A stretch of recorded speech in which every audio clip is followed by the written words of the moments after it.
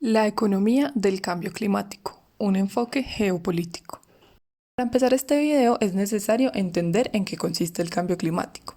Según el Fondo Mundial para la Naturaleza, el cambio climático actual es principalmente producto de la revolución industrial, pues desde este evento ha ido incrementando la temperatura de la Tierra más de lo que debería.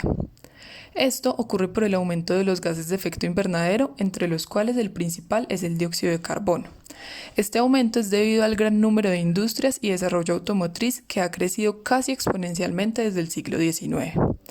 Al aumentar el efecto invernadero, se genera un aumento de temperatura global o mejor conocido como calentamiento global, que altera los equilibrios y características óptimas para que exista vida en el planeta, ya que hay derretimiento de los polos, incremento del nivel del mar y alteraciones en la agricultura, esto solo por nombrar algunas de las consecuencias.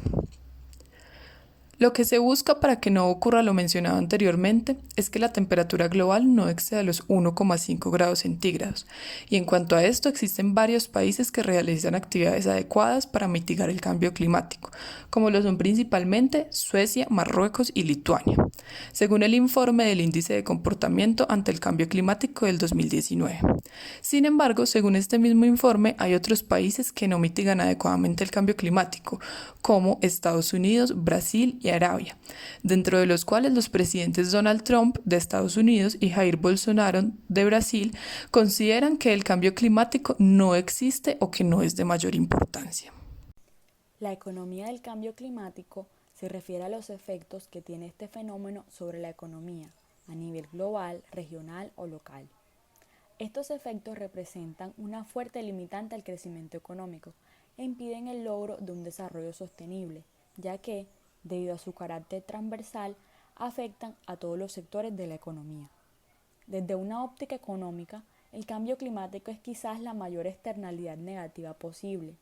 Sin coste económico alguno, se descargan en la atmósfera emisiones de gases de efecto invernadero que ocasionan cambios en el clima.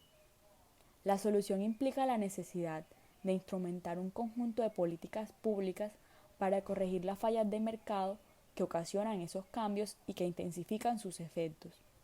El cambio climático contiene la paradoja fundamental de que es un fenómeno de largo plazo, pero su dinámica de solución requiere actuar en lo inmediato, atendiendo simultáneamente los procesos de mitigación y adaptación. No debe olvidarse que los procesos de adaptación pueden ser ineficientes, generando daños residuales que muchas veces son irreversibles. Por ejemplo, los intentos de compensar el aumento de la temperatura con un mayor uso de agua pueden conducir a la sobreexplotación de los mantos acuíferos, lo que tendría consecuencias negativas en el futuro. De combatir el cambio climático, desde finales del siglo XX se han realizado varios acuerdos internacionales que buscan contrarrestar este fenómeno. El primer gran paso que se dio fue la firma en 1992 de la Convención Marco de las Naciones Unidas sobre el Cambio Climático, en donde se reconoció la importancia de este problema. Posteriormente, en 1997, con la firma del Protocolo de Kioto, se establecieron compromisos cuantitativos obligatorios de limitación de emisiones para los países industrializados. En diciembre de 2007, durante la cumbre en Bali, los gobiernos de todo el mundo acordaron aumentar sus esfuerzos para combatir el cambio climático y adoptaron la hoja de ruta de Bali. En 2009, en la Cumbre de las Naciones Unidas organizada en Copenhague, se realizó un acuerdo político en donde se reconoce que se debe evitar que el aumento de la temperatura mundial no sea mayor a 2 grados centígrados.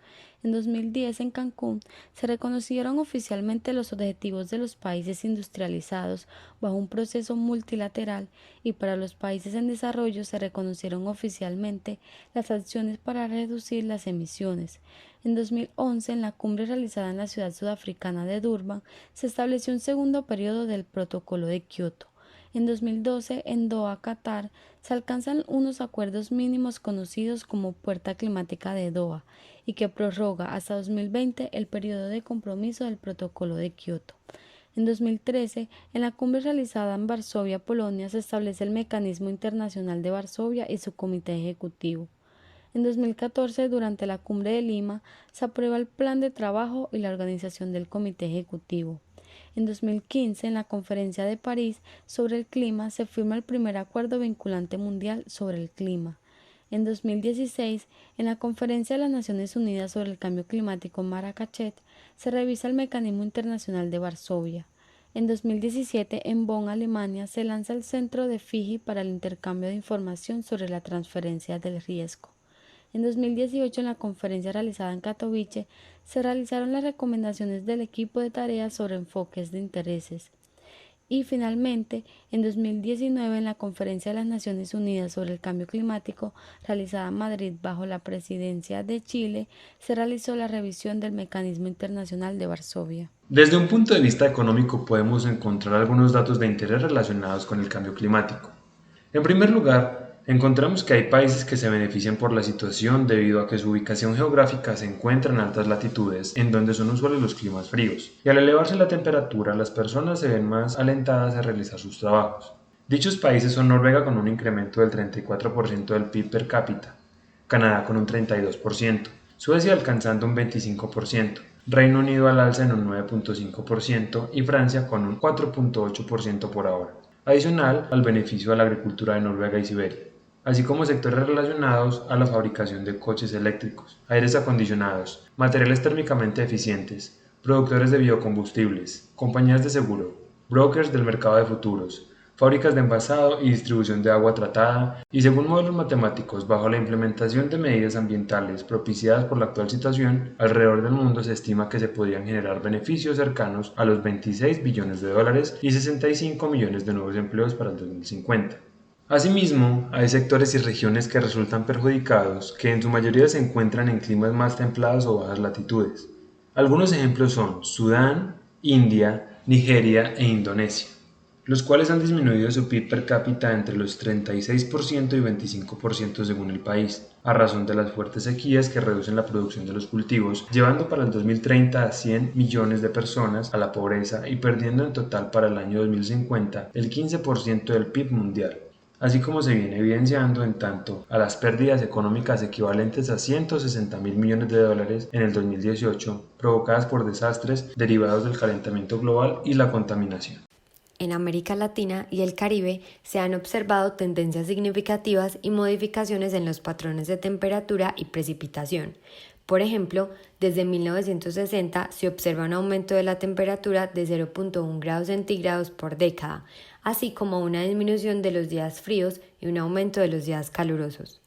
La evidencia de los impactos del cambio climático muestra que estos efectos son ya significativos en esta región y con una alta probabilidad serán más intensos en el futuro. Impactos potenciales y riesgos del cambio climático en América Latina y el Caribe. 1. Disminución de la producción agrícola y la calidad de los alimentos, consecuencia de altas concentraciones de CO2 en la atmósfera, temperaturas y precipitación extrema. 2. Afectación de la disponibilidad de agua en regiones semiáridas y dependientes del derretimiento de los glaciares y aumento de las inundaciones en áreas urbanas relacionadas con precipitación extrema. 3. Desaparición de bosques por cambios en el uso del suelo, la decoloración de los corales consecuencia de la concentración de CO2 y la acidificación de los océanos, la pérdida en general de la biodiversidad y los servicios ecosistémicos. 4. Afectaciones en la salud por la propagación de enfermedades, consecuencia de temperaturas y precipitación extrema. 5. El turismo por la pérdida de infraestructura, consecuencia de alzas en el nivel del mar y fenómenos extremos como precipitación e inundaciones en zonas costeras. 6. La pobreza incrementada por la disminución del ingreso agrícola, el aumento de la población vulnerable por eventos extremos y el aumento de la desigualdad en los ingresos. Esta evidencia es aún en muchos casos fragmentada y con un importante nivel de incertidumbre, lo que dificulta su comparación y agregación. No obstante, se estima que los costos económicos del cambio climático en la región relacionados con un aumento de 2.5 grados de temperatura, muy probablemente alrededor del 2050, oscilan entre el 1.5% y el 5% del PIB actual. Conclusiones. Primero, aunque algunos países se han visto beneficiados por el cambio climático, este es un fenómeno que a largo plazo será perjudicial para todo el mundo, ya que el aumento paulatino de la temperatura causará la pérdida de las condiciones óptimas para sostener la raza humana. Segundo, el cambio climático es un fenómeno de trascendencia geopolítica, el cual a nivel internacional promueve el establecimiento de un nuevo orden mundial, dando paso a un juego de política internacional que abarque la gran variedad de actores implicados con el fin de crear geoestrategias multilaterales que permitan el desarrollo de un modelo sostenible económico global, capaz de satisfacer las necesidades de las generaciones presentes sin comprometer los recursos para satisfacer las necesidades de las generaciones futuras.